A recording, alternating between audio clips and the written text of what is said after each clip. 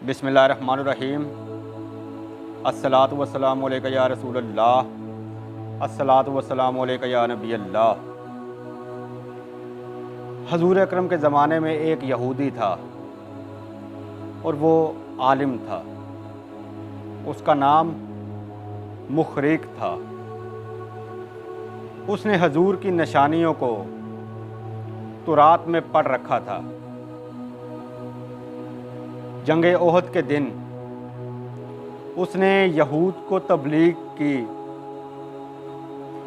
कि वो रसूलुल्लाह की मदद करें।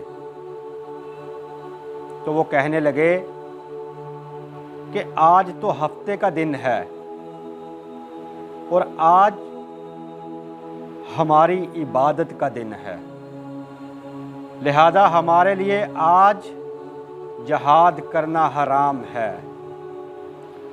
लेकिन हज़रत मुखरिक ने कहा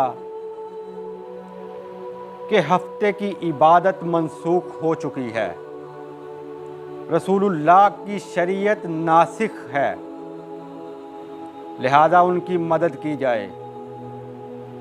लेकिन किसी ने भी उनकी बात को ना माना।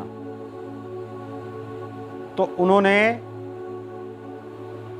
खुद तलवार उठाई और हुजूर की खिदमत अक़दस में हाजिर हुए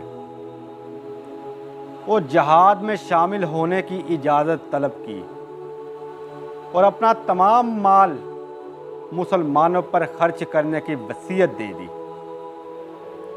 और रसूलुल्लाह ने उन्हें फरमाया कि ए मुखरिक, तू तमाम यहूदियों से बेहतर है। इसी तरह एक सहाबी रसूल हज़रत उमर बिन अल जमू, ये एक टांग से माजूर थे, ये लंगड़ा कर चलते थे।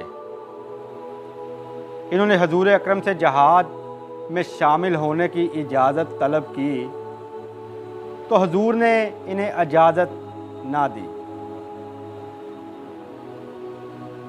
तो इनकी बीवी ने समझा कि शायद ये भाग कर आ गए हैं, तो उसने इनसे इस बात का जिक्र किया तो इन्होंने हथियार लगाया और हुजूर की खिदमत अक़दस में हाजिर हुए और जहाद की तलब की। तो हुजूर ने कहा कि आप माजूर हैं, आप पर जहाद फ़र्ज़ नहीं है। लेकिन उन्होंने बार बार इजाज़त मांगी और बिलाखिर हजूर ने उन्हें इजाज़त दे दी। वो खरामा खरामा मैदान जंग की तरफ चले और उनके चारों बेटे भी उनके पीछे चले और उन्होंने दुआ की कि या अल्लाह, मुझे वापस घर मत लौटाना, क्योंकि वो महसूस कर रहे थे कि वो जन्नत में टहल रहे हों। और वो इसी तरह जंग करते करते शहीद हो गए, उनके बेटे भी शहीद हो गए। तो उनकी बीवी उन्हें लेकर मदीने की तरफ चली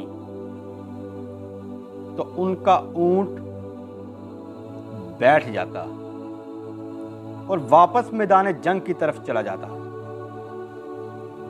इस बात का जिक्र हजूर से किया गया तो हजूर ने कहा कि इसकी बीवी ने इन्हें भागने का ताना दिया था। तो इन्होंने दुआ की थी कि या अल्लाह, मुझे अब घर मत लौटाना। यह उनकी दुआ का असर है और अब उनका ऊंट मदीने का रुख नहीं करेगा, लिहाजा उन्हें यहीं दफन कर दिया जाए।